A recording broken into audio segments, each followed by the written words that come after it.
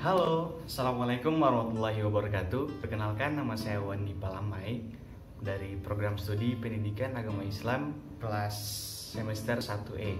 Baik, pada kesempatan kali ini saya akan menceritakan salah satu cerita rakyat yang berasal dari daerah Jawa Tengah dan Yogyakarta.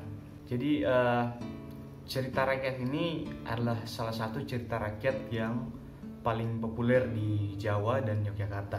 Nah, cerita rakyat ini sudah menjadi kepercayaan untuk di daerah Jawa Tengah dan Yogyakarta. Nah, cerita rakyat ini berjudul Roro Jonggrang.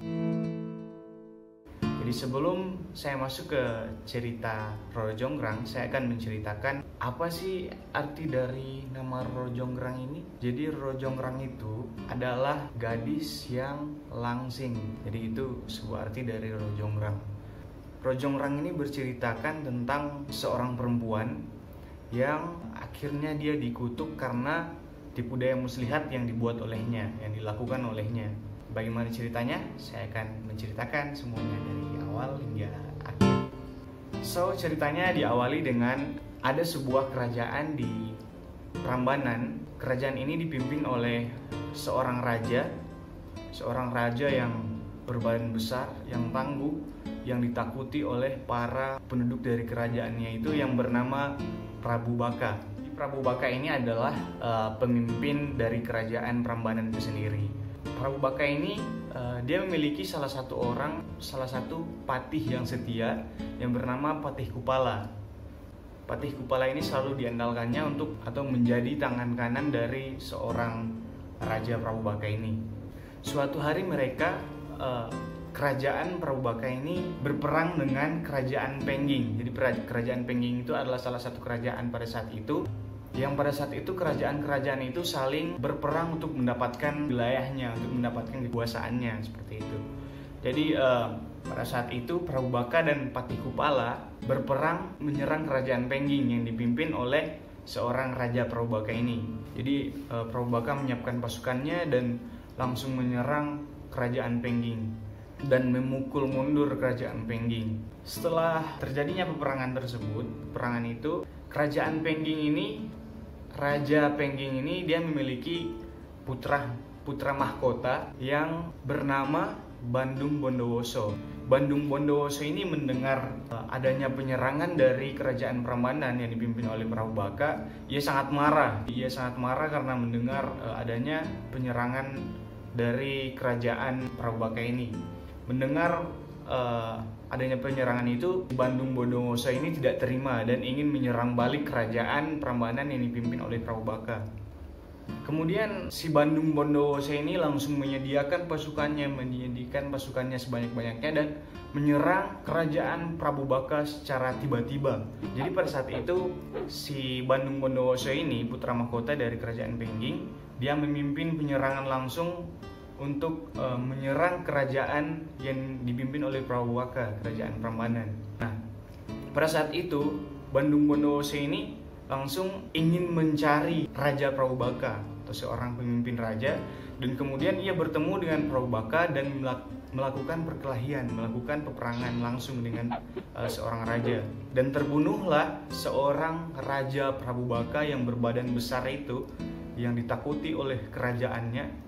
Terbunuhnya oleh Bandung Bondowoso. Jadi si Bandung Bondowoso ini telah berhasil untuk membunuh seorang Raja Prabu Baka ini. Dan Prabu Baka pun meninggal dan beserta dengan pasukan-pasukannya yang lain. Nah, setelah Prabu Baka meninggal, Bandung Bondowoso ini bertemu dengan seorang putri, seorang wanita yang cantik, yang rupawan. Wanita ini bernama Roro Jonggrang. Melihat gadis yang sangat cantik, yang rupawan, ia langsung ingin menikahi Roro Jonggrang ini dengan nada yang ingin membujuk Roro Jonggrang. Dia ingin menikahinya pada saat itu juga. Jadi dia ingin menikahi Roro Jonggrang. Roro Jonggrang pun menjadi bingung karena dia adalah seorang putri dari Prabu Baka ini. Dia menjadi bingung karena apakah dia akan menolak permintaan dari Bandung Bondowoso ini menolak permintaan untuk menikah dengannya, sementara Bandung Bondowoso ini yang membunuh ayahnya, yang membunuh Raja Prabubaka ini, seorang ayah dari Roro Jonggrang. Nah, jadi pada saat diajaknya Roro Jonggrang untuk menikah dengan Bandung Bondowoso, Roro Jonggrang menerima untuk menikah dengannya, tapi ada 2 syarat yang diberikan oleh Roro Jonggrang untuk dipenuhi oleh Bandung Bondowoso. 2 syarat itu adalah, yang pertama, ia harus membuat sumur, dan yang kedua membuat 1000 candi dalam 1 malam. Wah, bayangkan ya, 1000 candi dalam 1 malam pada saat itu. Mendengar syarat yang dikeluarkan langsung dari si Roro Jonggrang, Bandung Bondowoso ini tanpa berpikir panjang, ia langsung menerima tantangan atau persyaratan untuk menikah dengan Roro Jonggrang ini. Dia langsung mengerjakan sumur sebagai syarat pertama yang disyaratkan dari Roro Jonggrang. Pada saat telah selesainya sumur yang disyaratkan itu, ia bertemu dengan Roro Jonggrang kembali dan mempertanyakan, apakah sumur ini sudah sesuai dengan apa yang kamu mau, apa yang Roro Jonggrang mau. Nah, pada saat itu juga Roro Jonggrang sudah mulai khawatir karena satu persatu persyaratannya itu akan dipenuhi, sementara si Roro Jonggrang ini sangat tidak ingin untuk menikahi dari si Bandung Bondowoso ini. Jadi pada saat itu Roro Jonggrang memerintahkan kembali pada Bandung Bondowoso untuk memeriksa sumur yang telah dibuatnya itu. Ketika Bandung Bondowoso masuk ke dalam sumur, ia ditumpuk batu oleh para pasukan dari kerajaan Prabubaka itu. Jadi ketika dia masuk ke dalam sumur yang telah dibuatnya, dia ditumpuki batu oleh Patikupala dan para pasukan lainnya. Jadi dengan sangat marah, Bandung Bondowoso ini bangkit dari sumur itu. Jadi si Bandung Bondowoso ini tidak mati atas perbuatannya para pasukan dari Roro Jonggrang ini. Ketika ia keluar, ia sangat marah dan si Roro Jonggrang ini terkejut bahwa si Bandung Bondowoso ini belum mati. Nah, dengan marahnya Bandung Bondowoso, ia menanyakan kepada Roro Jonggrang, apakah persyaratan kamu yang pertama sudah saya penuhi? Sudah terpenuhi persyaratan yang pertama. Jadi Roro Jonggrang ini meminta kembali persyaratan yang kedua itu, yaitu membuat 1000 candi dalam 1 malam. Nah, pada saat itu Bandung Bondowoso ini memanggil para jin untuk membangun 1000 candi ini dalam 1 malam. Jadi telah bekerjalah para jin-jin itu yang diperintahkan oleh Bandung Bondowoso, dan seiring berjalannya waktu, Roro Jonggrang ini menjadi sangat takut karena persyaratan yang kedua ini akan segera dipenuhi oleh si Bandung Bondowoso ini. Nah, pada saat itu juga Roro Jonggrang berpikir keras bagaimana caranya agar persyaratan yang kedua ini tidak akan dipenuhi oleh Bandung Bondowoso. Ia akan membuat suasana malam itu menjadi seperti suasana pagi. Jadi otomatis apabila sudah pagi, persyaratannya itu menjadi gagal, ya. Gagal terpenuhi karena syaratnya itu membuat 1000 candi dan sumur itu dalam 1 malam. Jadi ketika sudah pagi, berarti persyaratan yang disyaratkan dari Roro Jonggrang ini tidak terpenuhi oleh Bandung Bondowoso. Jadi ia membuat suasana itu menjadi seperti pagi. Ia memerintahkan pasukan-pasukannya, ia memerintahkan para putri-putri untuk memukul lesung dan membuat semerbak wewangian. Nah, pada saat itu juga si Roro Jonggrang pun sudah sangat senang karena dengan diperintahkannya para putri-putri tadi itu untuk membuat suasana menjadi seperti pagi. Nah, pada saat itu pula suasana berubah menjadi seakan-akan suasana menjadi seperti pagi. Nah, yang membuat para bala tentara jin yang dipimpin oleh Bandung Bondowoso ini kembali. Jadi para pasukan yang dipimpin oleh Bandung Bondowoso ini, pasukan jin ini telah kembali dan tidak melanjutkan pekerjaan itu dan menyisakan beberapa candi untuk menggenapi candi yang ke-1000. Roro Jonggrang ini sangat senang, tapi tidak dengan Bandung Bondowoso. Ia tahu atas kelicikan dari Roro Jonggrang ini. Dengan sangat marah, ia berkata kepada Roro Jonggrang, "Roro Jonggrang, kau telah menipuku dengan membuat suasana seperti pagi yang membuat bala tentara jinaku pergi."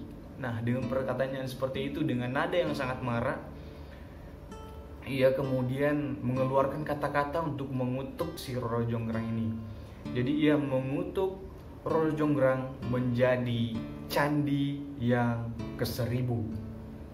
Wah, jadi si Roro Jonggrang ini seorang yang sangat dicintai oleh Bandung Bondowoso ini, yang diimpi-impikannya untuk menikah dengannya. Dengan sangat marah, Bandung Bondowoso dengan kesaktiannya ia mengutuk si Roro Jonggrang ini untuk menjadi candi untuk melengkapi arca batu yang ke-1000 itu. Jadi Roro Jonggrang pun dikutuknya menjadi arca batu yang ke-1000. Nah, jadi pada saat itu pula Bandung Bondowoso sangat menyesal atas perbuatannya, tapi semuanya sudah terjadi. Nah, jadi itulah cerita tentang Roro Jonggrang. Pada saat ini cerita itu masih terus berkembang di para orang-orang atau para masyarakat di Jawa Tengah dan Yogyakarta. Masih tetap dipercayai, dan sekarang cerita Roro Jonggrang itu menjadi sebuah candi yang berada di daerah Yogyakarta. Jadi candi itu bernama Candi Sewu atau 1000 Candi yang bertempat di Yogyakarta. Nah, jadi cerita ini menceritakan tentang Roro Jonggrang itu, bahwa dia dikutuk menjadi arca batu yang ke-1000, dan sekarang menjadi candi, dipercayai oleh para masyarakat bahwa candi itu adalah Roro Jonggrang, candi yang ke-1000 atau arca batu yang ke-1000 itu. Jadi candi yang bertempat di Yogyakarta itu bernama Candi Sewu. Ya, jadi itulah cerita tentang Roro Jonggrang yang masih sampai sekarang dipercayai dan terus berkembang ceritanya oleh para masyarakat di Jawa Tengah dan di Yogyakarta. Ya, jadi itulah cerita rakyat, dan masih banyak lagi cerita rakyat dari Indonesia yang kita tidak ketahui ya. Jadi para masyarakat masih tetap mempercayai cerita-cerita rakyat yang dari zaman-zaman dahulu kala. Jadi itulah cerita Roro Jonggrang. Saya Wandi Palamai ucapkan terima kasih. Assalamualaikum warahmatullahi wabarakatuh.